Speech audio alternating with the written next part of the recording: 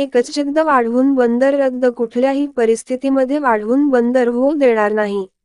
बहुजन विकास आघाडीचे लोकसभा उमेदवार राजेश पाटील, लोकनेते आमदार हितेंद्र ठाकूर यांच्या मार्गदर्शनाखाली पालघर जिल्ह्यातील सर्व समाजाच्या विकासाचे दृष्टीने जो पालघर जिल्ह्याचा विकास आप्पांच्या माध्यमातून झालेला विकास आहे, या विकासाला प्रेरित होऊन करून गावातील असंख्य मंडळी आज बहुजन विकास आघाडीमध्ये प्रवेश करत आहेत। मला वाटते की विकासात शेवटी लोकांना महत्त्वाचा आहे, कितीतर लोकांनी येऊन इकडे उलट्या या गोष्टी जरी सांगितल्या तरी पण सगळ्यात महत्त्वाचं म्हणजे पाणी, रस्ते, लाईट हा जो प्रश्न आहे हा महत्त्वाचा मुद्दा असल्यामुळे इथल्या लोकांनी जे विकासाची काम सांगून इथे प्रवेश केलेला आहे।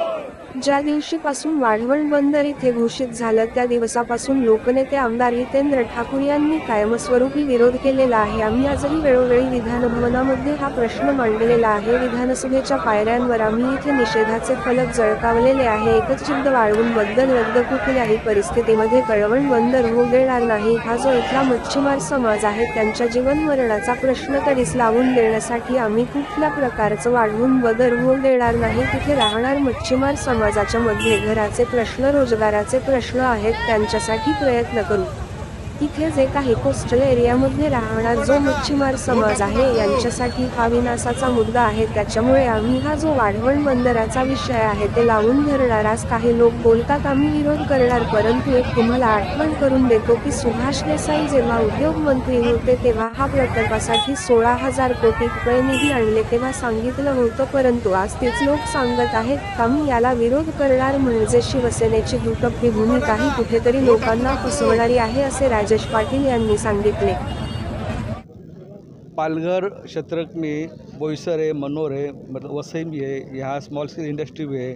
ज़्यादा करके बोईसर में बड़ी इंडस्ट्री है, केमिकल इंडस्ट्री है, गारमेंट कंपनी है, स्टील कंपनीज है। यहाँ बहुत से लोग रहते हैं लेकिन उनके लिए हॉस्पिटल नहीं है। पिछले 30-40 सालों से यहाँ इंडस्ट्री है लेकिन इसके ऊपर किसी का ध्यान नहीं गया। लेकिन जब भी मैं विधायक बना, अप्पा के नेतृत्व में हम लोगों ने स्टेट गवर्नमेंट को ये प्रपोजल भी दिया है कि कोलोडे में एक जगह है 5 एकड़, और 5 एकड़ जगह हॉस्पिटल, कामगार हॉस्पिटल स्पेशली उनको देना चाहिए और फंड्स भी देना चाहिए। ये हम लोग डिमांड किए, लेकिन अभी सांसद बनेंगे तो केंद्र से भी उसके लिए और प्रेशर लगा कि वो पहला प्रायोरिटी रहेगा। जो हमारे मजदूर है उनके लिए ज़्यादा काम कर। आदिवासी पहाड़े में दुर्गम क्षेत्रों से कनेक्टिविटी तक नहीं है, उसके लिए क्या प्रयास है? कनेक्टिविटी किस बात की नहीं है? रेलवे की हो या सड़क कनेक्टिविटी? कनेक्टिविटी बहुत चीज़ों की नहीं है, रास्ते की भी नहीं है, मोबाइल की भी नहीं, और आदमी के सोच की भी नहीं है, ऐसे भी मानता हूँ। जो प्रशासन है उनका ही सोचना, उनका ही कनेक्टिविटी नहीं इधर।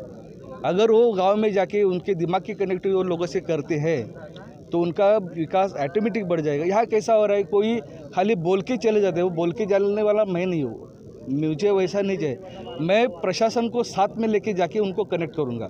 उनको क्या चाहिए, उधर रास्ता चाहिए, पानी चाहिए, लाइट चाहिए, क्या चाहिए, शिक्षण चाहिए, वो करने के मेरा प्रयास रहेगा। खाली बोल के उठने वाला नहीं हूँ मैं। हितेंद्र ठाकूर आणि आमचे कार्यकर्ते यांच्या विश्वासावर, यांच्या मेहनतीवर ही पालघर लोकसभाची निवडणूक ही जिंकण्यासाठी मी आज उमेदवारी अर्ज भरलेला आहे। आमचा